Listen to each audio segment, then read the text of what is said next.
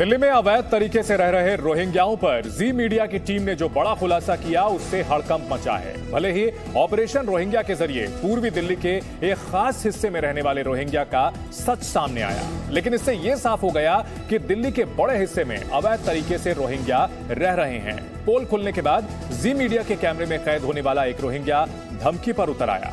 जी news को phone पर मिली धमकी की शिकायत नोएडा सेक्टर 20 थाने में दर्ज करा दी गई है। पुलिस ने इस मामले की जांच का भरोसा दिया है। इस बीच जी न्यूज के खुलासे का असर सियासी हलकों में दिखने लगा है। जी मीडिया के खुलासे के बाद बीजेपी और जेडीयू ने अवैध रूप से रहने वाले के खिलाफ सख्त कार्रवाई की मांग की, जबकि कांग्रेस रोहिंग्यास का बचाव करती दिखी।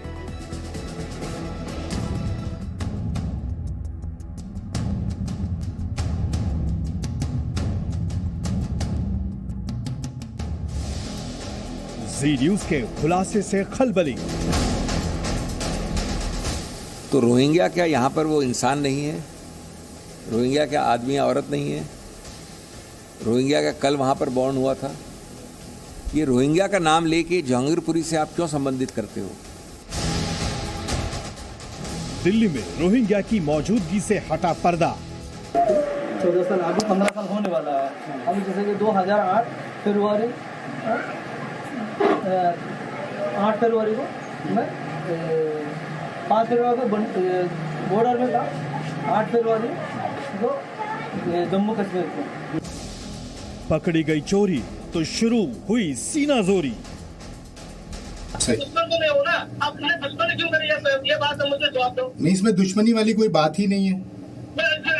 आप दुश्मनी क्यों बोल रहे हैं? आप जिस रोहिंग्या को सरकार देश के लिए खतरा मानती है, जो रोहिंग्या रिफ्यूजी बनकर आए और हमारे आपके बीच अपनी पहचान बदलकर गुम हो गए, जिन रोहिंग्या को देश से बाहर निकालने के लिए सुप्रीम कोर्ट ने भी दे दी रजामंदी, देश की राजधानी दिल्ली में वो कहां बस गए, कैसे उन्होंने बना लिया भारतीय नागरिकता और पहचान के दस्तावेज, इसका खुलासा जी मीडिया संवाददाता अमित भारद्वाज ने किया तो दिल्ली ही नहीं देश हैरान रह गया। जी मीडिया के कैमरे में रोहिंग्या की मौजूदगी की पोल खुली और जब दुनिया ने जी मीडिया के कैमरे से दिल्ली में अवैध तरीके से रहने वालों का सच देखा तो राशिदुल्लाह नाम का ये व्यक्ति बौखला पड़ा। पूर्वी दिल्ली के खजूरी खास इलाके में रहने वाले राशिदुल्लाह की असलियत सामने आने के बाद उसने किस तरह इस सच को बेनकाब करने वाले जांबाज रिपोर्टर अमित भारद्वाज को फोन पर धमकी दी, अब हम आपको वो दिखाते हैं। ये जैसे कि मैंने ये न्यूज में डालूंगा से बता था, तुमने तो ऐसे कुछ ऐसे बात करने ऐसे नहीं, मैंने आपको आपने ऐसे जासूस जैसे ऐसे करके ये खासकरों ने से मैंने आपको बोला था कि मैं आप पे स्टोरी कर रहा हूँ, आप रोहिंग्या हो, आपने कहा मैं रोहिंग्या हूँ। इजाजत लेना चाहिए कि नहीं लेना चाहिए? आप मुझे बताइए। तुमने ऐसे मेरे चोरी दुष्कर से क्यों करी है? अब तक की बातचीत में राशिदुल्लाह खुलकर तेवर दिखाने लगा था।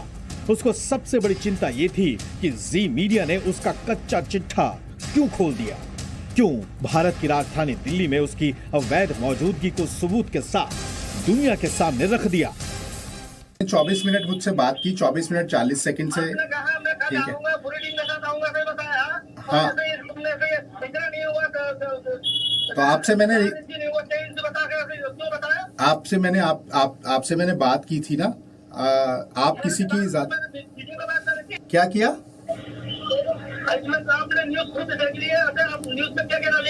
आपसे जो मैंने पूछा, आपको बताया कि आप पे स्टोरी बनानी है, आप रोहिंग्या हो, आप पे स्टोरी बनाऊंगा।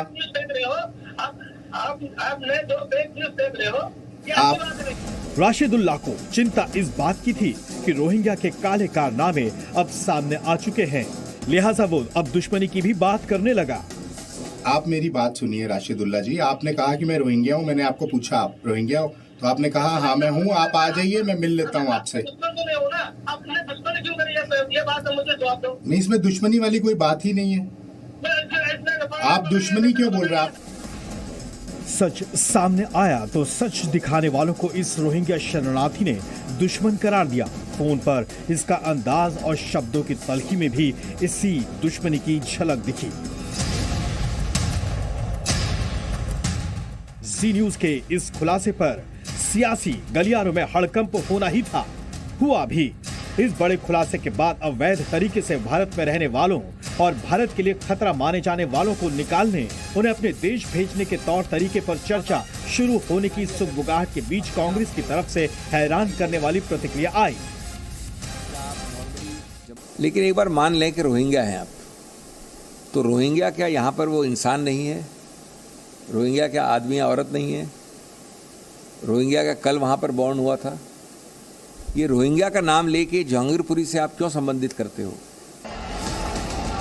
सिंघवी यही नहीं रुके, उन्होंने जहांगीरपुरी में हुई हिंसा से वहां हुई कार्रवाई से इसे जोड़कर एमसीडी की कार्रवाई पर सवाल खड़े किए। इसमें रोहिंग्या हो नहीं उसका क्या औचित्य क्या है? अगर रोहिंग्या भी हैं तो आप उनके कानून लीजिए, अगर इमिग्रेंट हैं उनके पास कागज नहीं है तो उनके लीजिए, आप उसका थोड़ी आप जाके बुलडोजर लेके घर उनका तोड़ सकते हो। जी न्यूज के इस खुलासे के बाद सबकी नजर आम आदमी पार्टी और दिल्ली सरकार की प्रतिक्रिया को लेकर थी। प्रतिक्रिया देने खुद दिल्ली के उप मुख्यमंत्री मनीष सिसोदिया सामने आए, लेकिन इस खुलासे के बाद दिल्ली सरकार का एक्शन प्लान क्या होगा ये बताने के बजाय उन्होंने सियासी आरोप प्रत्यारोप शुरू कर दिया। बात हो या बांग्लादेशियों की बात हो, बसाया किसने? भारतीय जनता पार्टी ने जगह जगह बसाया है और ये स्क्रिप्टेड तरीके से वहाँ पे गुंडागिरी का माहौल बनाते हैं जिससे लोग स्कूल की, अस्पताल की, बिजली पानी की बात ना करें। कांग्रेस और आम आदमी पार्टी के रुख से अलग बीजेपी का नजरिया रहा। पार्टी ने माना कि देश की सुरक्षा के लिए जिन रोहिंग्या को खतरनाक माना जा रहा है उसकी असलियत सामने आने के बाद अब कार्रवाई का वक्त है। मैं पहले से कह रहा हूं कि दिल्ली में रोहिंग्याज को वोटर कार्ड बनाना, उनका आधार कार्ड बनाना, उनको वोटर बनाना, उनको सारी सुविधा देना, इसका एक बड़ा खेल चल रहा है। उसके ऊपर कानूनी कार्रवाई होनी चाहिए और कड़ी कार्रवाई होनी चाहिए। इसके लिए मैं आज एक पत्र भी लिखने वाला हूं। रोहिंग्या पर सियासी बातों और दावों की कमी नहीं, लेकिन जी न्यूज ने जो सच सामने रखा उसे जेडीयू ने स्वतंत्र और निर्भीक पत्रकारिता बताते हुए अमित भारद्वाज को मिली धमकी पर उचित कार्रवाई की मांग की। तो स्वतंत्र पत्रकारिता का निर्वाह करते हुए जो धमकियां मिली हैं हम उसकी निंदा करते हैं और जी न्यूज़ की सुरक्षा बढ़ाई जाए और उन कारणों का, व्यक्तियों का, समूहों का, संगठनों का कोई इंकित किया जाए जिन्होंने इस तरह की धमकियां दी हैं। जेडीयू और बीजेपी ने दिल्ली सरकार ही नहीं केंद्र सरकार से भी ऐसे इलाके की पहचान कर उचित कार्रवाई की मांग की है जहां देश की सुरक्षा के लिहाज से खतरा बने लोगों का अड्डा है। अमित भारद्वाज के साथ ब्यूरो रिपोर्ट, जी मीडिया।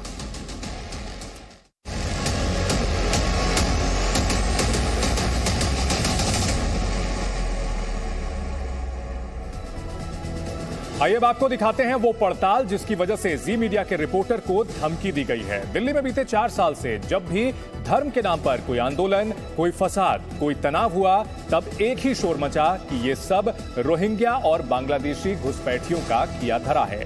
जहांगीरपुरी में 16 अप्रैल की हिंसा के बाद भी शक के घेरे में रोहिंग्या और बांग्लादेशी घुसपैठिए ही आए हैं। इस दौरान जी मीडिया को एक लीड मिली कि दिल्ली में रोहिंग्या घुसपैठियों और शरणार्थियों के आधार कार्ड भी बन चुके हैं और वो शरणार्थियों के झुग्गियों से निकलकर हमारे आपके मोहल्लों में भारतीय बनकर रह रहे हैं। जी मीडिया संवाददाता अमित भारद्वाज ने जब इस मामले की पड़ताल की तो जो सच्चाई सामने आई वो दिल्ली और पूरे देश की सुरक्षा के लिए खतरनाक हो सकती है।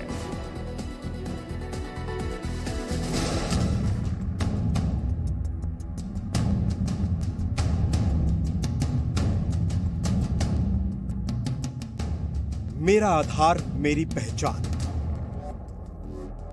12 अंकों वाला ये कार्ड देखकर देश में सब कुछ हो सकता है। आपको मोबाइल फोन का सिम कार्ड मिल सकता है, बैंक में अकाउंट खुल सकता है, वोटर कार्ड बन सकता है, पैन कार्ड बन सकता है और पासपोर्ट भी।